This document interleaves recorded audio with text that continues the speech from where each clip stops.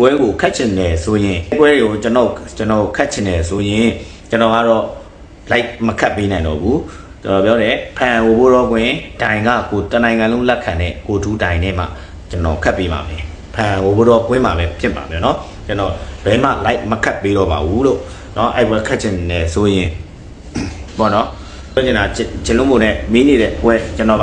ပဲရှောင်ပြီးထွက်ပြေးနေသလိုလိုပါလို့ဖြစ်နေတယ်ဆိုတဲ့ပွဲကျွန်တော်ပြောချင်တာကဒါပေမဲ့ open ပွဲယူတပွဲကျွန်တော်နေ့လေရတယ်ပြောရပါတယ်ကျွန်တော်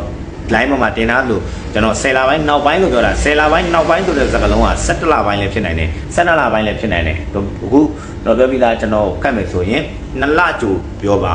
2လကြိုပွဲချိတ်မယ်အဲ့လိုမျိုးဒါပေမဲ့ကစားမဲ့ကွင်းကတော့ဖန်ဟိုတော့ကွင်း national ဟိုကွင်းဖန်ကွင်းကတော့ဖန်ကွင်းက national ကွင်းပါပဲရိုးထိုးတပွဲ open တပွဲကစားပြပါမယ်တိုင်ကတော့ကိုထူပါဘောနော်တနိုင်ငံလုံးလက်ခံတဲ့သူကပဲပြည်သက်တွေကိုထိန်းနိုင်တယ်သူကပဲကစားသမားတွေကိုထိန်းနိုင်တယ်သူမမားဘူးမဟုတ်ဘူးမားတယ်ကျွန်တော်ထိုင်းနဲ့ခတ်တဲ့ပွဲတွေမှာလည်းသူမားခဲ့ဘူးတဲ့ကျွန်တော်ဘက်က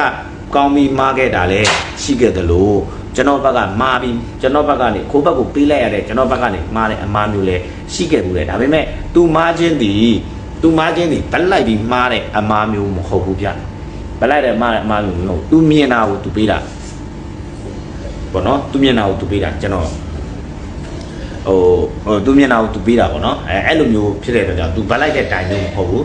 ဒါကြောင့်မလို့လေသူ့ကိုတမာရီတိုင်လို့ခေါ်တာပါနော်တမာရီတိုင်လို့ခေါ်တယ်အဲ့ဒါကြောင့်မလို့လေတနိုင်ငံလုံးကလည်းလက်ခံထားကြပါတယ်ဒါအဲ့အတွက်ကြောင့်ကစားမယ်ဆိုရင် nation fan overall ကွင်းမှာတိုင်ကိုထူးနဲ့ကျွန်တော်ကစားပေးပါမယ်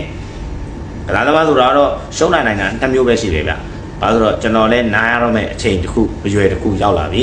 ငနားခဲ့မှာပေါ့နော်ငနားခဲ့မှာကစားကြည့်ကျင်တယ်ပေါ့အဲ့လိုမျိုး